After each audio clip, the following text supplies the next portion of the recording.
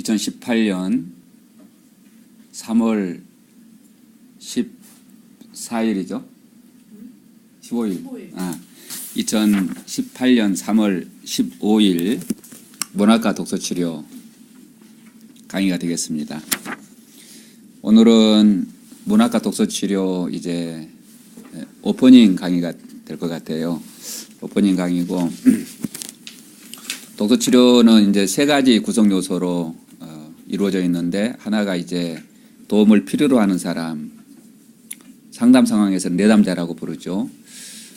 그리고 이제 그 사람에게 도움을 주는 사람, 촉진자라고 이렇게 부릅니다. 그런데 그 사이에 책이 들어있어요. 그래서 이 세 가지를 독서치료 3요소라고 부르겠습니다. 그래서 이 세 요소를 차례로 돌아가면서 우리가 공부를 하게 돼요. 독서치료론, 이건 촉진자에 관한 역할에 관한 거죠.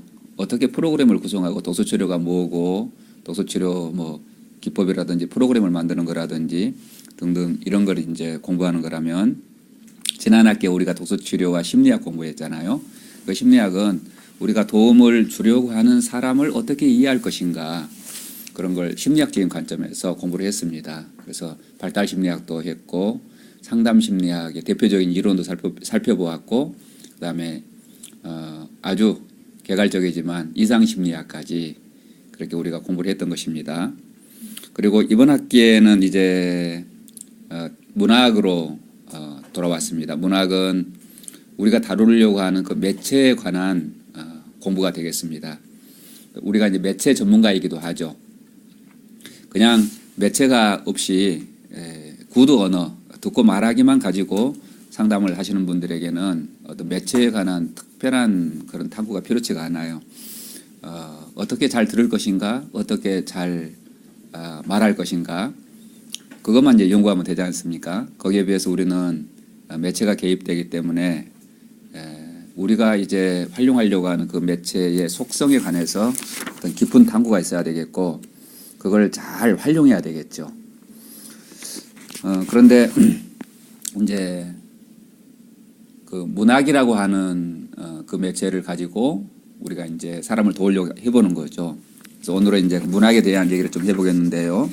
문학에 대해서 접근하는 방법이 굉장히 다양한 그런 접근법이 있겠지만, 오늘은 문학의 본질인 언어와 연결시켜서 제가 발제를 하고 같이 토론하도록 하겠습니다. 그래서 제 첫 번째 강의가 언어의 힘, 이렇게 되겠습니다. 언어의 힘.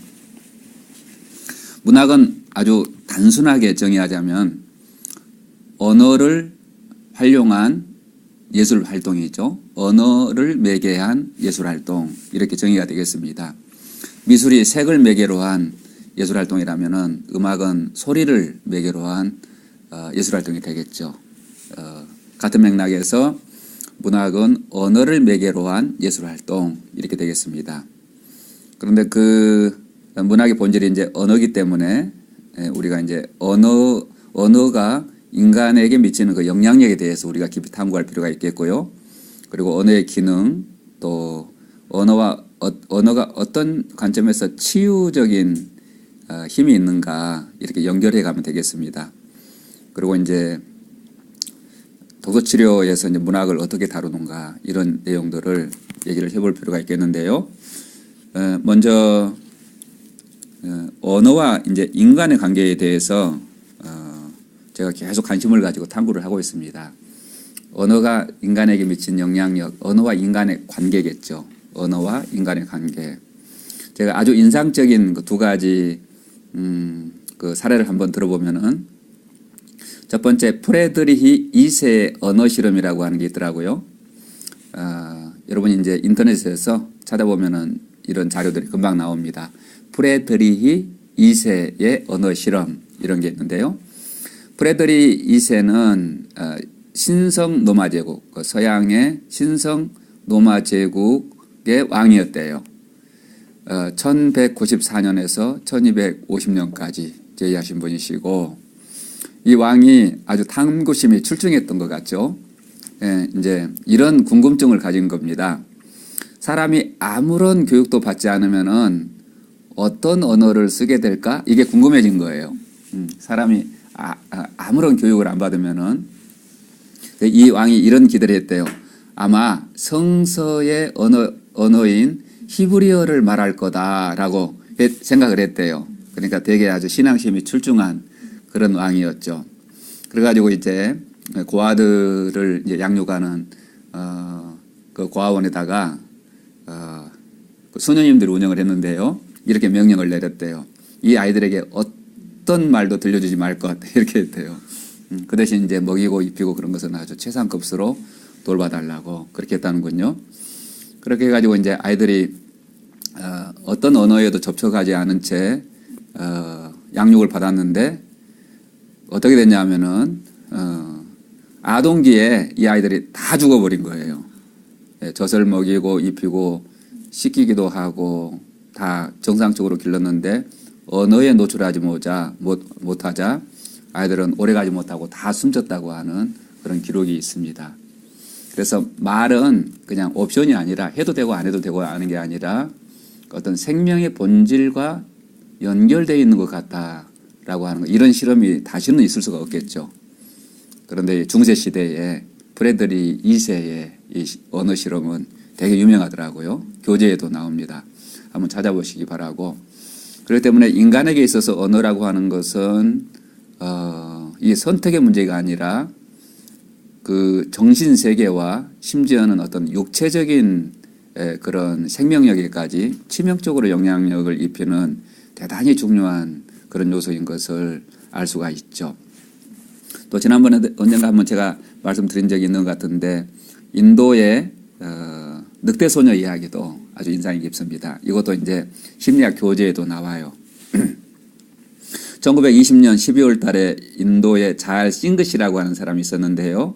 이분이 고아원을 운영했다는군요.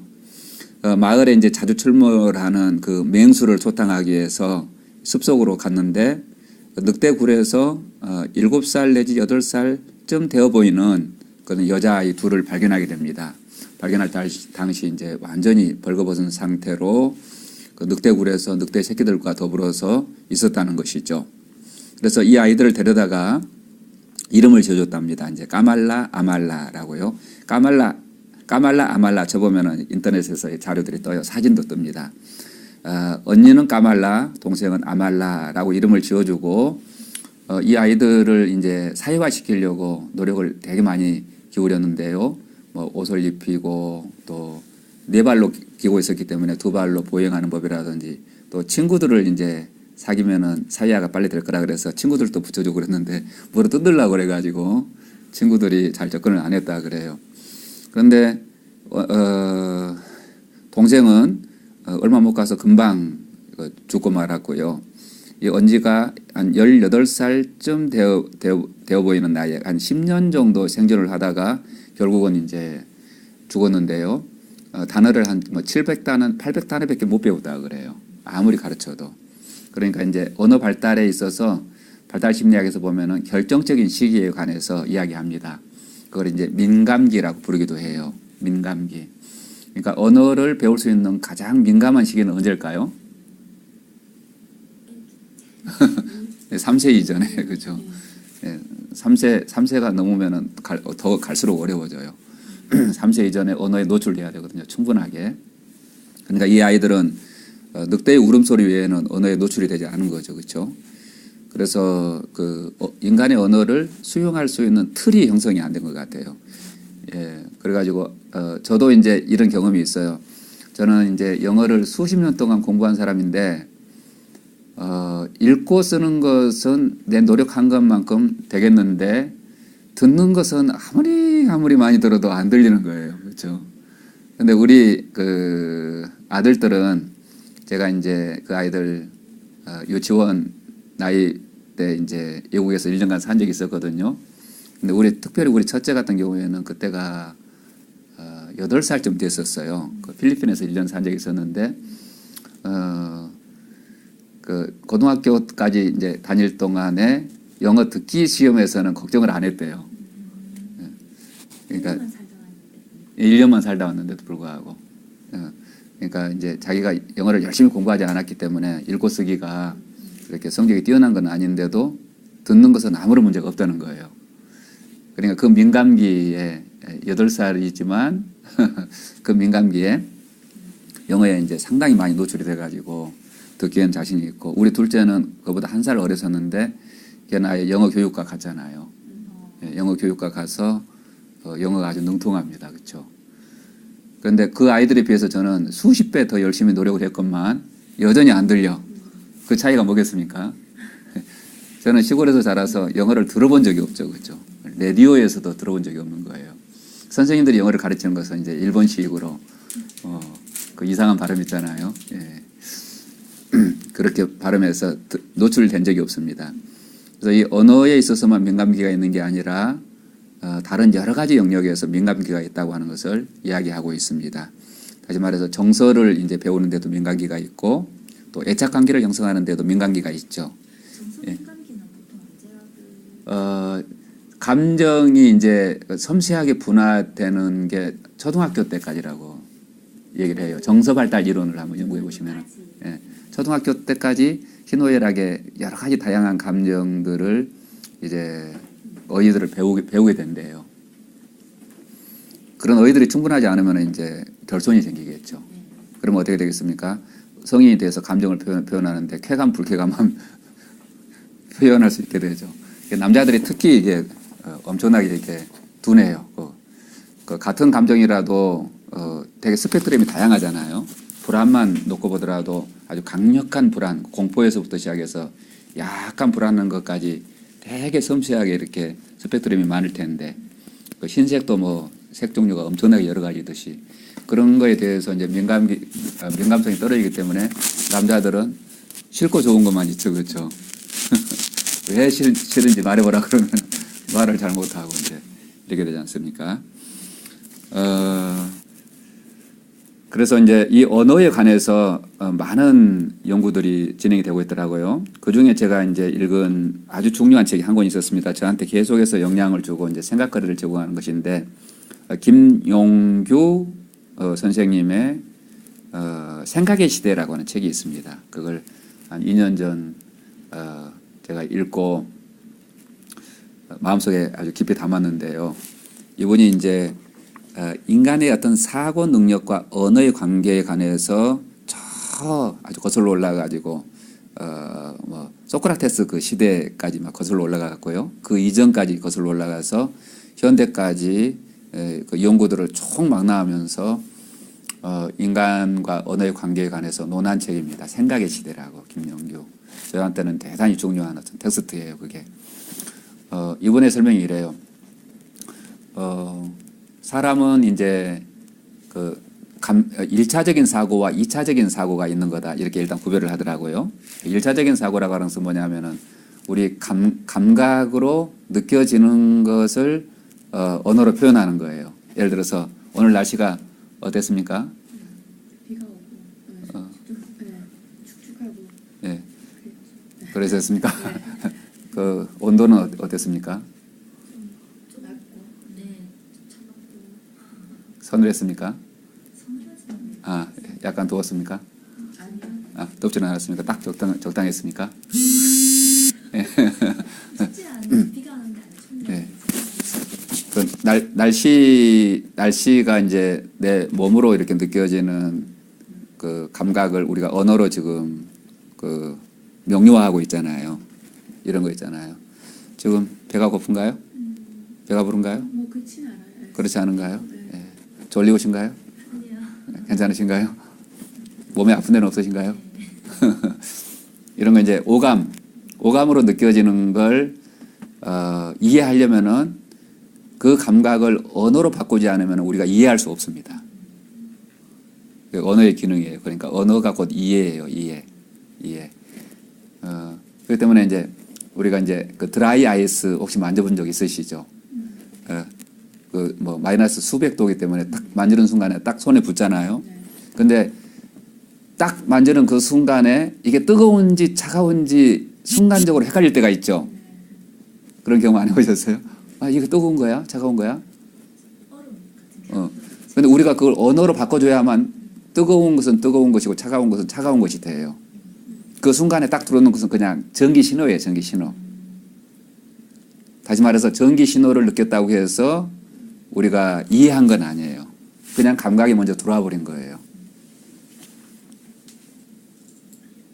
우리 몸속에서 이제 생산되는 감각도 있죠. 그런 걸 통각이라고 합니다. 통각, 고통에 대한 고통의 느낌. 통각이 제일 많죠. 네. 인간의 몸에서. 그렇죠. 어디든 다 있으니까. 통각이 다 온몸에 아프잖아요. 온몸에 다 퍼져 있죠, 그렇죠.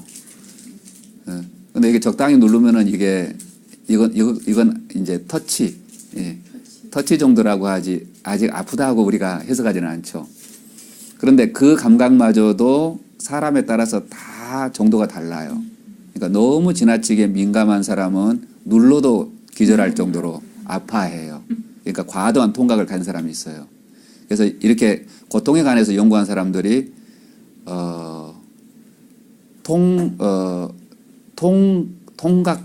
통각과 고통은 다르다 이렇게 표현을 하더라고요. 통각은 그냥 감각을 내 언어로 바꾼 거예요. 아, 이걸 좀 내가 견디기에는 지나친 감각이라고 해석을 하는 게 통각이잖아요. 그렇죠? 그런데 그 고통은 뭐냐면은 2차적인 그 해석인 거예요. 이거 골마갖고 나 죽을지도 몰라. 그러면 그때부터 고통이 시작이 되는 거예요. 그 암에 걸려서 우리가 통각이 느껴지잖아요. 그건 통각이거든요. 문자 그대로. 근데 그건 아직 고통은 아니에요. 이것 때문에 죽을지도 몰라. 내가 일찍 죽으면 우리 새끼들은 어떻게 되지? 우리 남편은 어떻게 되고? 내가 이렇게 평생 동안 벌어놓은 그 돈은 쓰지도 못하겠네? 그러면서 그때부터 고통이 시작이 된대요. 심리적인. 예, 그건 이제 해석이죠, 해석. 근데 그게 언어가 없으면은 해석할 필요가 없어요. 해석할 수 있는, 기제가 없는 거예요, 우리 마음속에. 그러니까 이제 김영규 선생님은, 감각으로 들어오는 그 화학적인 신호, 전기적인 신호를 언어로 바꾸어서 표현하는 것을 1차적인 사고라 했고, 그 1차적인 사고에 대해서 또 재해석을 하는 거예요. 우리 삶의 맥락 속에서 이 통각이 혹은 이 감각이 어떤 의미가 있는가를 해석하는 거예요. 그래서 어떤 감각은 너무 즐겁고 신나고 희망을 나한테 불어넣는 반면에 어떤 그 감각은 이제 죽을 것처럼 나한테 공포를 유발하는데 그것이 내 삶을 무너뜨릴지도 모른다. 내 관계를 끊을지도 모른다. 누구한테 버림받을지도 모른다라고 하는 이제 그런 해석이 내려지면서 우리가 심한 고통에 빠지게 되죠. 그런 걸 이제 2차 사고라 하더라고요. 그런데 이 모든 게 결국은 어때요? 언어가 없으면 불가능하다는 거죠. 예. 언어와 인간은 너무나도 밀접한 관계가 있어서 곧 언어가 인간됨이다. 이렇게 표현할 만큼 강조를 하고 있습니다. 근데 이 언어를 가지고 이렇게 고차적인 사고를 체계적으로 하기 시작한 사람들이 그리스 시대에 그 철학자들이래요. 네.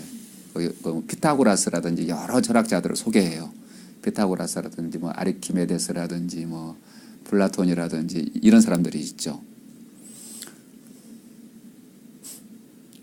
감각이 아닌 어떤 추상적인 개념을 가지고 사고하는 유일한 종족 인간이라고 하는 거예요. 예를 들어서 삼각형의 내각의 합은 몇 도인가요? 삼각형의 180도죠. 우리가 꼭 재보지 않아도 알잖아요. 네, 이런 개념으로. 그런데 이 우주에 정확한 삼각형은 존재하지 않는다 그래요. 다 삐뚤빼뚤하지. 정확한 원도 존재하지 않고요. 정확한 사각형도 존재하지 않는데요. 그건 우리 머릿속에 있는 개념에 불과해요. 다 삐뚤빼뚤하잖아요. 자세히 들여다보세요. 현미경으로 들여다보세요. 다 삐뚤빼뚤해요. 예, 삐뚤빼뚤하다고요. 예, 그런 거라고 얘기를 합니다. 그렇기 때문에 이제 언어라고 하는 게 얼마나 위대한가. 전기와 화학 신호로 존재하는 자극을 언어로 지각하는 것이다. 그걸 우리가 뭐라고 하냐면 개념화라 그래요. 개념화. 이 개념화라고 하는 것은 그 상담에 있어서 핵심적인 개념이기도 해요. 상담은 뭐 하는 거냐? 개념을 잡아주는 거거든요. 그렇죠? 그러니까 이게 우리가 이제 어떤 큰 충격적인 사건에 부딪히면은 감정이 혼란 상태에 빠져버리거든요. 이게 정리가 안 되는 거예요. 정리가 마음이 내 감정도 정리가 안 되고 이 사건도 정리가 안 되고 또 이 문제를 어떻게 해결해야 될지 어떤 아이디어도 생각나지 않고 이런 상태를 이제 감정이 홍수 상태에 빠져버린 상태라 감정이 홍수 상태. 홍수 때 제일 귀한 게 물이라고 하잖아요. 먹을 물이 없는 거예요. 예, 홍수가 나버리면은 다 쓸려 내려가가지고 이런 홍수 상태에 빠지면은 자기가 자기를 구하지 못해요. 자기가 자기 머리를 이렇게 머리끄댕이를 끄집어내 가지고 끌어올릴 수가 없다고요. 누군가가 이제 도움이 필요하죠. 그러니까 나를 도와주세요 하고 손을 드는 게 이제 상담실에 찾아가는 건데 그때 하는 게 이 사건에 대해서 차근차근 이해할 수 있도록 언더스탠딩 이해할 수 있도록 도와주는 건데 그 작업이 개념화예요. 개념화. 이걸 어떤 문제로 규정할 것이냐. 내가 이 순간에 느끼는 감정은 뭐냐. 분노냐, 상실감이냐, 공포냐, 불안이냐, 아니면은 근데 그걸 걷어내고 나면은 뭔가 희망은 남아 있느냐 이런 거요. 그 다음에 이제 내가 잃은 건 잃었다 치고 어떤 가능성이 있느냐, 나에게 남아 있는 자원은 뭐냐, 앞으로 이 문제를 해결하기 위해서 쓸 수 있는 가용한 나의 어떤 내면의 장점이라든지 또 동원할 수 있는 사람이라든지 물리적인 환경이라든지 그런 건 뭐냐 이런 걸 하나하나 말을 통해서 정리할 수 있도록 도와주는 걸 그걸 이제 개념화라고 부르죠. 개념화. 굉장히 중요한 개념입니다. 그래서 이제 정서를 다루는 그런 책들 있잖아요. 그 책에서 이제 강조하는 게 뭐냐면은 혼란스러워하는 이 내담자들에게 그 감정의 적절한 이름을 찾아주는 게 상담이다. 그렇게 규정하기도 하더라고요. 내가 느끼고 있는 이 감정이 도대체 뭐라고 이름 붙여야 되는 것인지 그게 이제 개념화잖아요. 개념화. 어떤 적절한 그릇에 딱 담아주는 거예요. 그러면 그게 다룰 수 있는 감정이 됩니다. 그냥 내가 빠져 있으면은 그 감정 때문에 익사되는데 그걸 그릇에다 담으면은 핸들링이 돼요. 통제가 되죠. 이렇습니다. 그러니까 이런 등식이 성립이 돼요. 언어는 곧 생각이고 생각은 곧 해석이고 해석한다는 것은 이해한다는 것이고 이해한다는 것은 곧 소통 가능성이 열리게 된다. 소총이 아니라 소통이네요.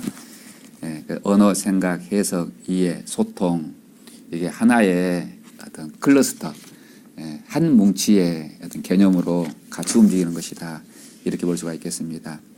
그렇기 때문에 이제 독서 치료는 언어를 통해서 고등하게 사고할 수 있도록 도와주는 것이겠죠, 그렇죠? 언어의 관점에서. 그런데 언어를 가장 예술적으로 창조적으로 다루는 직업군의 사람들이 누구예요? 작가들이거든요, 작가들. 예, 작가들은 같은 사건이라도 다른 시점에서 또 다른 인칭으로 서술해 줌으로 말미암아서 우리가 보지 못하는 걸 볼 수 있도록 안내하는 사람들이잖아요. 언어를 가장 창조적으로 예술적으로 다루는 사람들이 작가들이죠. 그래서 이제 독서 치료가 문학을 끌고 들어온 거예요. 예. 그래서 문학 치료라고 하기도 하죠. 리들처 테라피, 비블리오 테라피라고 부르기도 하지만 리트레이처라고 하나요? 문학 치료라고 하죠. 문학은 결국은 듣고 쓰고 말하고 읽기를 통한 예술 활동이잖아요.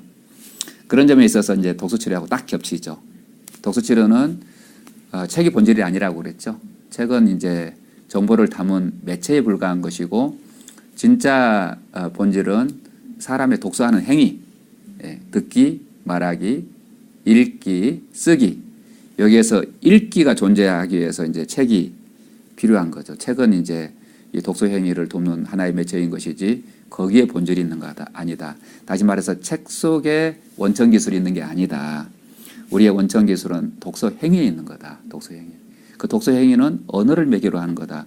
그래서 우리가 언어를 연구해야 된다. 언어. 맹렬하게 연구해야 될 것 같아요. 언어. 저는 이런 결론에 이르게 됐어요. 심리학의 심자를 몰라도 치료가 되는 까닭은 우리가 언어를 활용해서 접근하기 때문이다. 언어에 다 원천 기술이 있는 거예요. 심리학도 가만 보면은 그 언어 찾아주는 거잖아요. 그 사람을 이해할 수 있도록 도와주는 거잖아요. 물론 심리학을 하면은 더 깊은 발문이 되고 우리 마음속에 어떤 지도가 형성되기 때문에 도움이 되나? 그게 본질은 아니라고요. 심리학을 알았다고 해서 치료가 되는 건 아니라고요. 심리학이 치료인가요? 그렇지는 않죠. 그러니까 그냥 이해하고 설명하는 거예요. 학문. 사람을 이해하기 위한 어떤 하나의 학문이지 그게 본질은 저는 아니라고 봐요. 치료에 있어서. 그럼 치료에 있어서 본질은 뭐냐? 말 시키면 돼요. 예. 말이 너무 어려워요. 예, 그게 어렵죠. 그래서 촉진자가 필요하죠. 안전한 분위기 속에서 책 한 권을 읽어놓고 자기 이야기를 마음껏 하도록 맞장구 쳐주고 또 질문도 해주고 막 격려하고 지지해주고 그러는 가운데 이런 개념화, 개념화가 되면 이해가 되고 카타르시스가 되고 치료가 일어난다. 여기 원천 기술이 있었구만. 제가 그렇게 감탄을 했습니다. 언어의 개념이라고 하는 것은 제가 사전에 찾아보니까 이렇게 정의를 해놨더라고요. 생각이나 느낌 따위를 나타내거나 전달하는데 쓰는 음성이나 문자 따위의 수단 이렇게 이야기를 했어요. 또 의사소통을 위한 음성이나 문자 따위의 사회관습적인 체계 또 이렇게도 규정을 했더라고요. 그러니까 여기 보면은 이제 그 전달하는 무엇을 담는 그릇이 있고요. 그 그릇이 뭐냐면은 음성이나 문자, 그렇죠.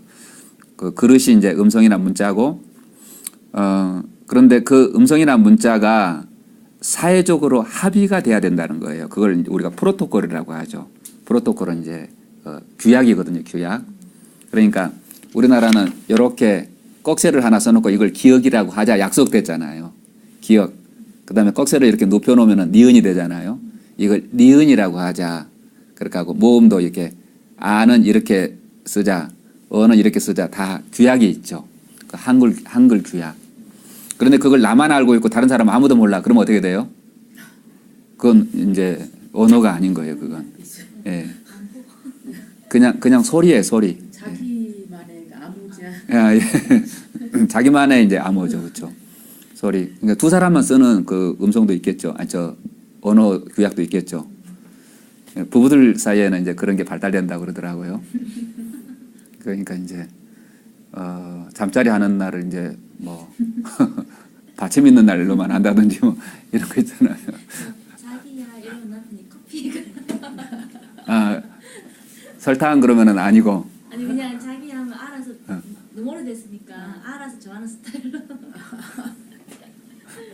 그것도 이제 언어는 언어예요. 그렇죠. 네. 두 사람만 서로 규약. 없을 때도 신기해요. 이렇게 네. 앉아있다가 일어났는데 나갈 수도 있는데도 커피라고 하더라고요. 어떨 때는 내가 움직이기만 하면 커피라고 생각해요. 제가 아는 그 외국 오래돼서 우리 아이가 아주 그 어렸을 때그 외국에서 왔는데 네팔인가 그 분이었어요. 네. 근데 이제 동아대학교에 그 교수요원, 연구요원으로 예. 온 것 같아요. 교환 교수나 뭐 이런. 아니 교수까지는 아닌데 그 동아대 밑에 교수님 밑에서 이제 그걸 할 수 있는 예. 수제였겠죠. 네팔. 예. 그 가족이 왔는데 그 네팔이 좀 못 사는 나라잖아요. 그렇죠. 그래서 예. 히말라야 산에.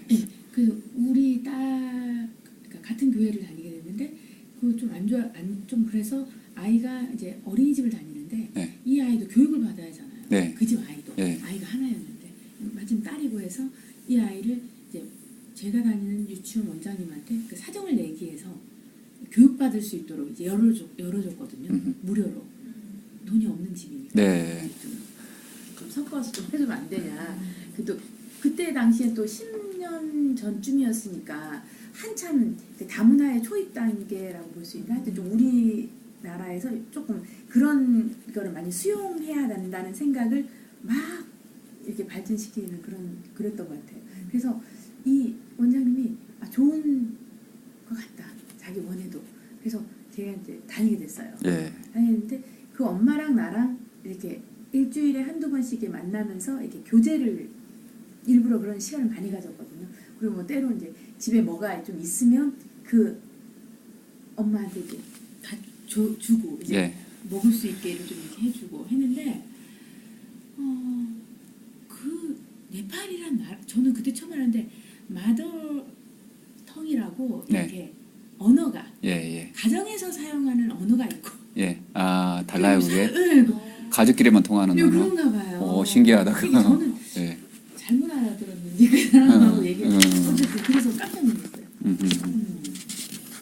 언어 지금 이게 뭐 부부간의 언어가 있고 뭐 이렇게 한다고 예, 사실은 언어층은 굉장히 다양해요. 음. 그 10대들이 쓰는 이제 언어들도 있잖아요. 그런 거 슬랭, 하이 문화에 걔네들은 통하는데 우리는 안 통해. 예, 이런 것도 있고요. 또 군인들만 쓰는 그런 언어도 있고. 어쨌든 이제 여기서 이제 핵심은 너하고 나하고 약속이 돼 있어야 된다는 거예요. 언어가 그걸 사회적인 규약이라고, 사회적인 프로토콜이라고 하고. 거기에 담을 수 있는 것들은 생각을 담을 수 있고 느낌을 담을 수 있고 그렇죠.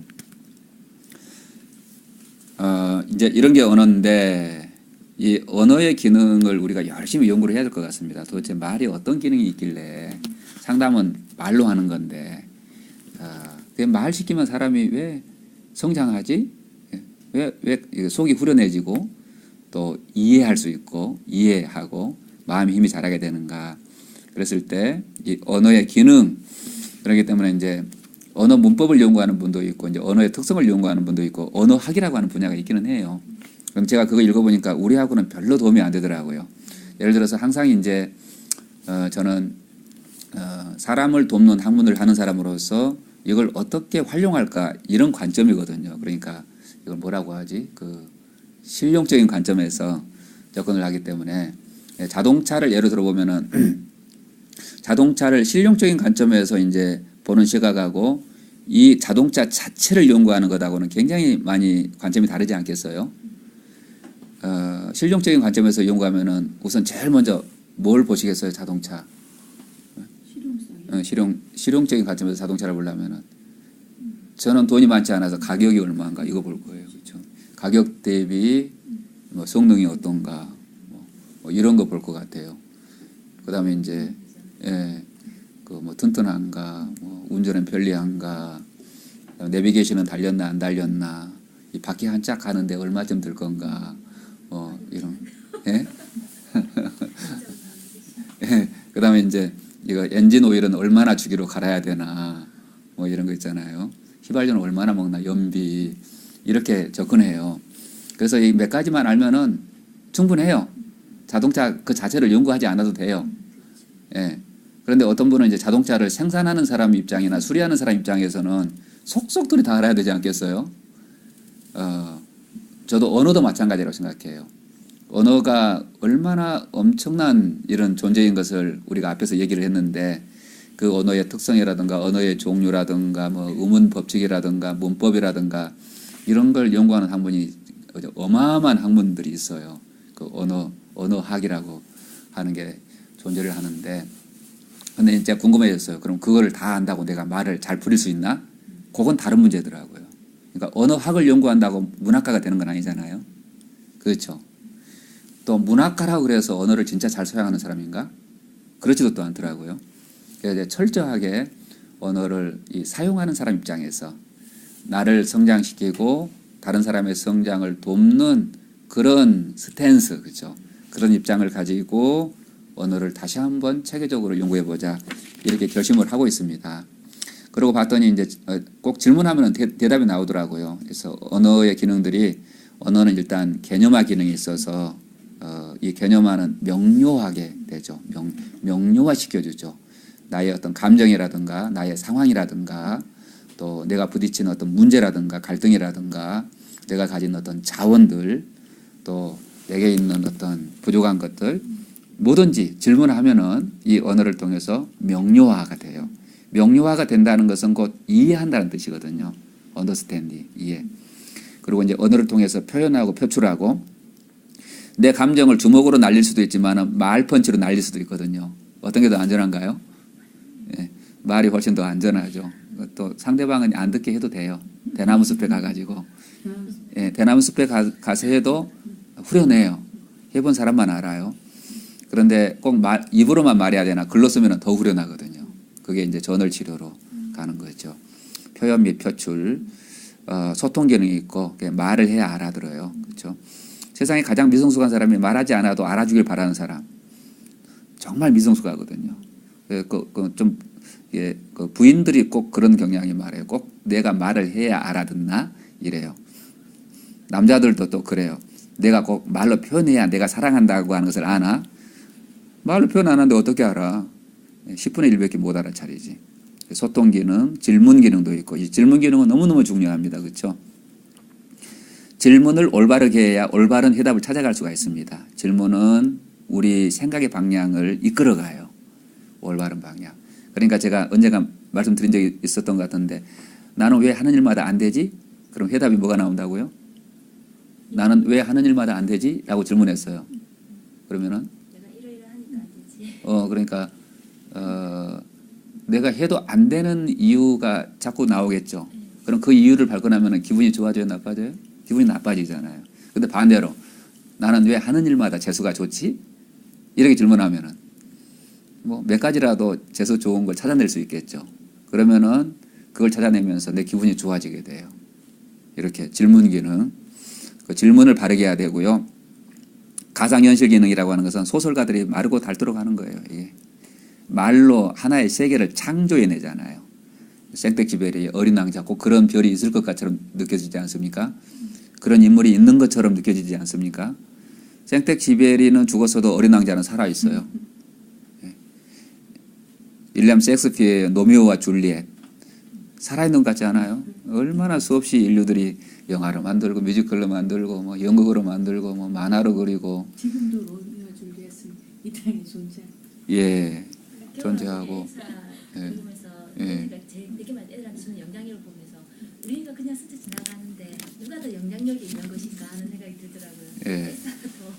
엘사가 엘사 네, 예. 겨울왕국의 엘사 또 많은 행복과 희망과 예. 사랑의 메시지를 주니까. 예. 그 우정 이제 자매간의 우정을 얘기하는 건데 지금도 우리 아이들한테는 엘사가 살아있는 인물이죠. 그런데 그게 언어로 창조한 가상의 현실이거든요. 가상의 현실. 근데 그 세계가 얼마나 촘촘하게 창조됐으면 작가는 누군지도 몰라. 저 겨울왕국의 작가를 아시나요? 몰라. 모르는데 디즈니 디즈니가요. 근데 그 작품 속의 인물은 우리가 살아있어요. 이게 가상현실이에요. 그러니까 없는 존재를 말로 만들어내. 예. 참 놀랍죠. 근데 소설가들은 자기 경험이 반영되지만 이 자기 경험하고는 좀 동떨어진 이야기를 만들지만 우리가 이제 독서 치료에서는 내가 주인공인 그 이야기 속에서 내가 주인공인 가상현실을 내가 만들어낼 수가 있거든요. 그 자료는 이제 내 삶에서 가져오는 거예요. 살아온 날의 경험을 가지고 이야기를 엮고 그걸 또 뼈대로해서 미래를 펼쳐가는 이런 역할을 해줄 수가 있거든요. 이게. 그런 게 이제 생애설계 이런 기법으로 나가지 않습니까? 가상현실. 그런데 이게 풍부하게 서술될수록 더 강력한 영향력을 미친다고 하는 게 이야기 치료의 원리이기도 하죠. 그런 걸 이제 풍부한 서술 이렇게 불러요. 심미적인 기능, 말은 아름답지 않습니까? 그러니까 감동을 주죠. 또 말로 말 배워요. 그걸 이제 자기증식의 기능.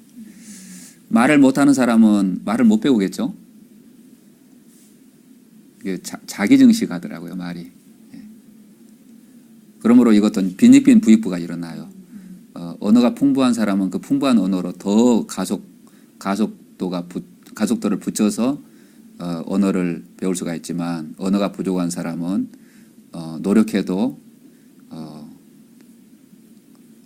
학습의 속도가 떨어지겠죠. 그래서 학습은 어휘 능력이라고 말하기도 합니다. 근데 이 언어 기능이 이런 것만 있겠습니까? 제가 찾은 게 수십 가지예요. 좀 대표적인 것만 제가 쭉 이렇게 나열해 봤는데요. 이 하나하나의 기능들의 책 한 권씩 쓸 만큼 깊이가 있습니다. 언어의 기능. 그래서 철저하게 이제 어떻게 활용하지? 이런 관점에서 제가 보고 있다 하는 걸 말씀드리고 여러분에게 마중물을 부어드립니다. 같이 동참해서 연구에 갈 수 있도록. 언어가 이제 이런 기능이 있기 때문에 자연히 치유와 연결됩니다. 치유와. 우리는 이제 읽기 자료를 가지고 있기 때문에 읽기와 쓰기라고 하는 아주 강력한 후천적인 언어를 장착하고 있기 때문에 듣고 말하기만 주된 매체로 하는 구두 상담에 비해서 훨씬 강력한 그런 도구를 지니게 된다 하는 것도 말씀드렸죠. 그래서 독서하고 연결시켜 보면 이렇습니다. 언어를 우리가 어떻게 활용하냐면은 일단 거울 독서. 거울 독서는 책 한 권을 읽어놓고 그 책에 비친 나의 감정, 나의 생각, 또 나의 경험 있잖아요. 나의 경험, 또 나의 욕구, 또 나의 신체적인 어떤 반응들 뭐든지 괜찮아요. 뭐든지 그걸 언어로 바꿔놓는 거죠. 거울 독서. 우리가 책 자체를 공부하는 건 아니다. 그 책에 비친 나를 공부하는 거고 다른 사람을 공부하는 거다. 독서 치료는 사람 공부다. 사람 공부인데 책을 거울 삼아서 사람 공부하는 거다. 그렇게 말씀드릴 수가 있겠고요. 그 마중물 독서라고 하는 것도 제가 이름을 붙였는데 저는 독서 치료를 이렇게 생각합니다. 적당하게 책을 읽혀놓고 많이 말시키는 거. 그게 독서 치료다. 또 그렇게 말할 수 있는 안전한 분위기를 만들어주고 적절한 질문을 던져주고 또 무슨 말을 하든지 거기다 비판하지 않고 어떻게 한다고요? 비판하지 않고 맞장구 치고 또 누군가가 감정이 격했을 때 어루만져주고 이런 역할을 하죠. 그러면은 이 책에 있는 정보가 내 안에 들어가서 나의 어떤 깊은 내면의 소리를 다시 언어의 두레박으로 퍼내는 일. 그래서 이제 어떤 창의적인 그런 생각에 이르게 하는 일. 그게 독서라고 생각해서 제가 마중물 독서다. 이렇게 얘기를 했고요. 한편으로 이제 처방 독서도 되죠. 독서 치료의 이제 최대의 장점이 어떤 주제에 대해서 내가 전문가일 필요는 반드시 없다. 그 분야에 대해서 전문가면 좋겠지만 그럴 수도 없거든요. 어떻게 우리가 이제 우리 살아가는 모든 문제에 대해서 다 전문가가 될 수 있겠습니까? 나는 하나의 혹은 몇 가지의 주제에 있어서 이제 좀 전문적인 지식을 가지고 있는 것이고 대부분은 이제 비전문가죠. 그래도 걱정할 게 없다. 왜냐하면 책에 전문적인 정보가 다 들어있으니까. 나는 이제 그 친구처럼 혹은 언니나 오빠나 누나처럼 이렇게 한 걸음만 앞서가거나 혹은 같이 걸어가거나 책을 더불어서 읽는 동반자이면 충분한 것이다. 그리고 그 책 속에 있는 정보를 우리 삶에 받아들여서 우리 삶을 변화시키는 활동을 할 수 있는 거다. 그랬습니다. 이번 학기에 제가 이제 처방 독서가 될 만한 두꺼운 책을 한 권 넣었어요. 그 행복은 전염된다. 행복도 전염된다인가? 네, 행복은 전염된다. 그 좀 우리나라 말로 그 번역하면서 좀 이상하게 번역을 했어요.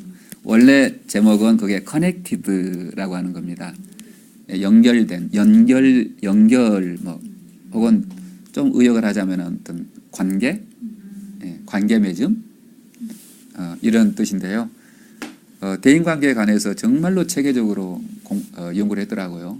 대인관계에 대해서 그냥 이렇게 너와 나의 어떤 1차원적인 그 대인관계를 어떻게 잘해볼 건가 그런 얘기가 아니에요. 저게 그런 얘기가 아니고 우리 지구촌을 하나의 어떤 커넥티드 인터넷처럼 연결된 그런 세상이라고 보고 아주 미시적인 관점에서 내가 다른 사람과 맺고 있는 이 대인관계가 서로가 서로에게 어떤 영향력을 미치는가 그것도 연구했지만 저 책이 재밌는 게 뭐냐면은 내가 우리 선생님들하고 이제 이렇게 1차적인 관계를 맺었잖아요. 그러면 내가 모르는 그 뒤에 누군가가 있겠죠. 그 여러분의 그 배우자 또 자녀들 그러면은 그 2차원적인 한 단계를 건너뛴 그런 관계가 되겠죠. 나는 몰라요. 근데 영향을 미칠까요?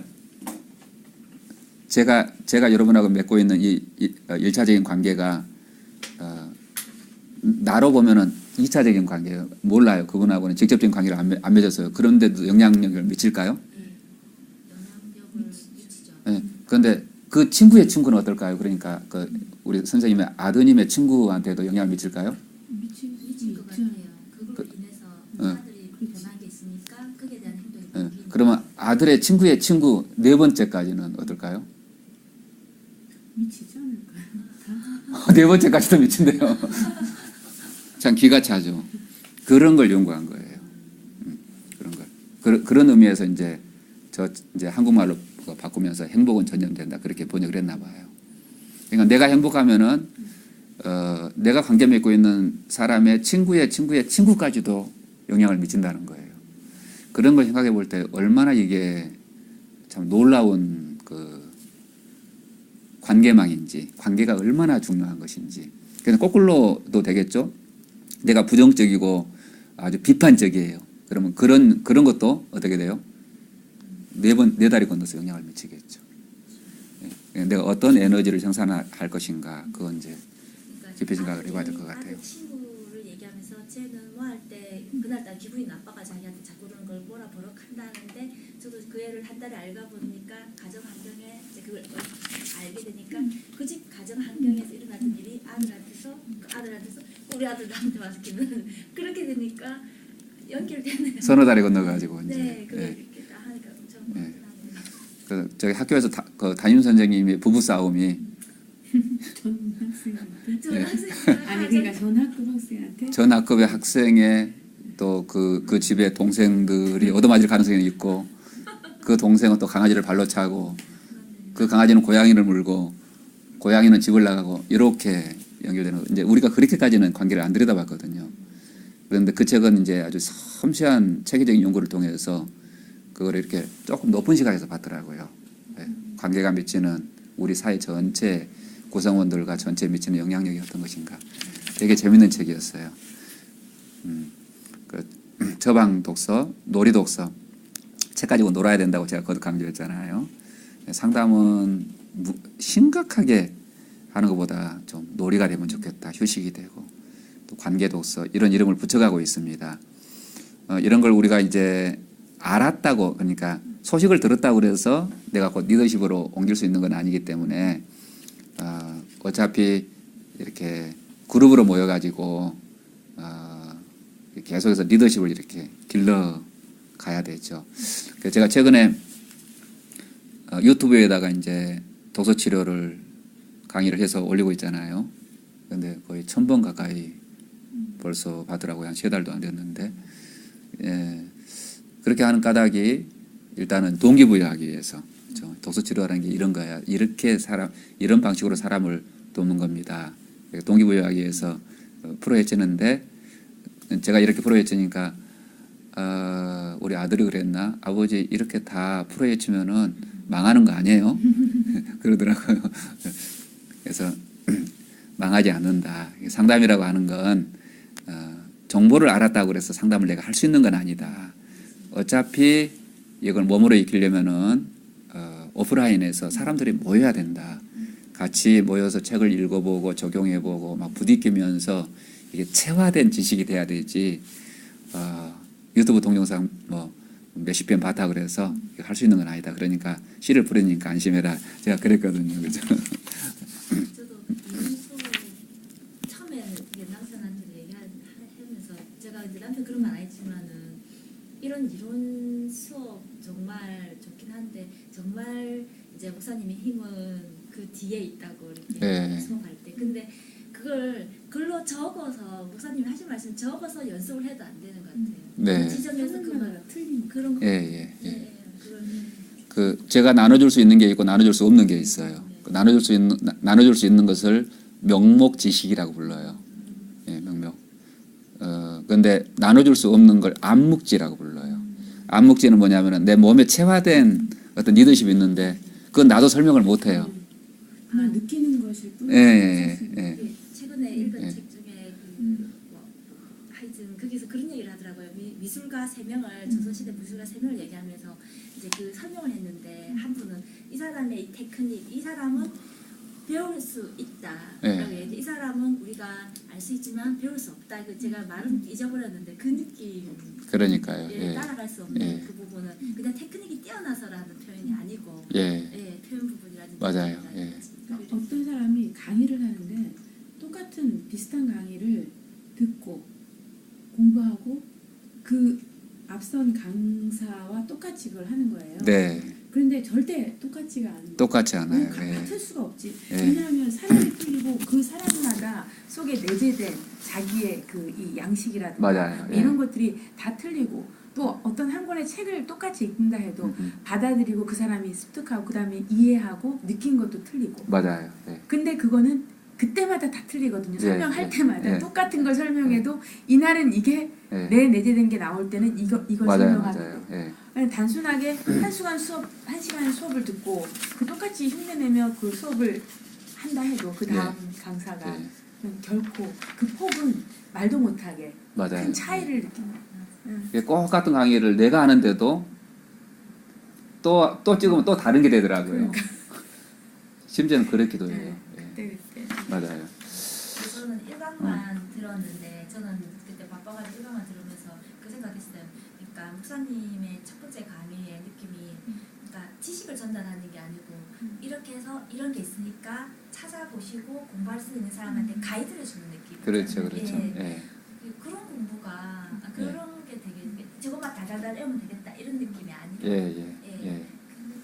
그걸 따라가기 힘든 거 그 마음. 이제 경험이 쌓여야 되죠, 계속해서. 예, 네. 맞습니다.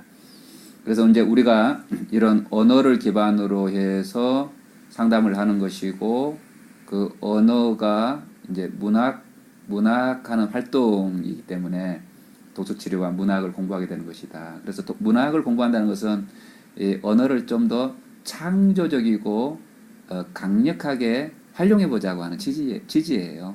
근데 그걸 누가 제일 잘하고 있어서요? 문학가들이 제일 잘하고 있어서 거기 원천 기술이 거기 있더라고요.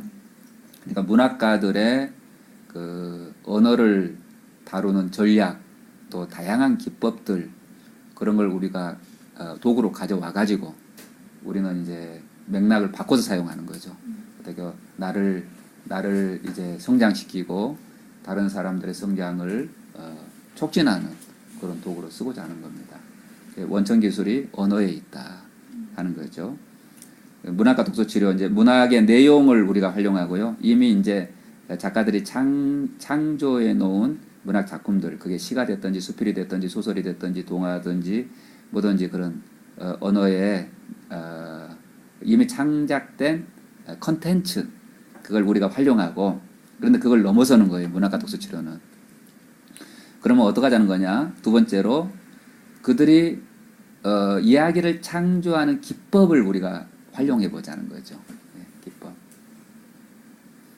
특별히 이제 저널 치료 같은 데는 작가들이 마르고 닳도록 쓰는 그런 그 서사 기법들이 다 대거 들어와 있더라고요. 원천 기술이 다 거기에 있더군요. 그리고 이제 궁극적으로는 뭘 해보자고 하는 거냐 하면은